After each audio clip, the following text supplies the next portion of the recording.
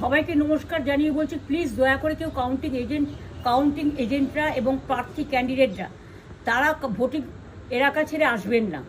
Strong রুমে যেখানে counting হচ্ছে, মানে সেন্টারে, সেখান ছেড়ে কেউ আসবেন না। এটা বিজেপির প্ল্যান।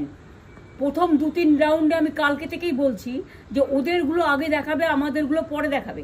এবং অনেক জায়গায় 2-3 রাউন্ড কাউন্টিং করার পরে প্রায় 100টা জায়গায় কাউন্টিং বন্ধ করে রেখে দিয়েছে। এবং কল্যাণীতে ধরা পড়েছে 7টা মেশিন, যেখানে কোনো মিল নেই।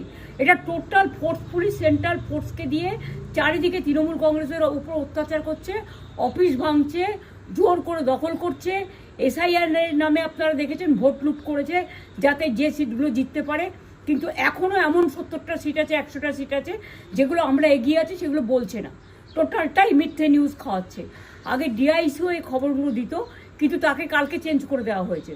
টোটালটাই ইলেকশন কমিশন নিজের ইচ্ছে মতো খেলছে, এবং সাথে কেন্দ্রীয় বাহিনীকে নিয়ে। এবং আমাদের পুলিশরা টোটাল মাথা নত করে কেন্দ্রীয় বাহিনীর আন্ডারে কাজ করছে। সুতরাং আমি আমাদের কাউন্টিং এজেন্টদের, আমাদের সমস্ত পার্টির কর্মীদের বলবো, অত মন খারাপ করার কারণ নেই। আমি বলেছিলাম সূর্যাস্তের পরে আপনারা জিতবেন।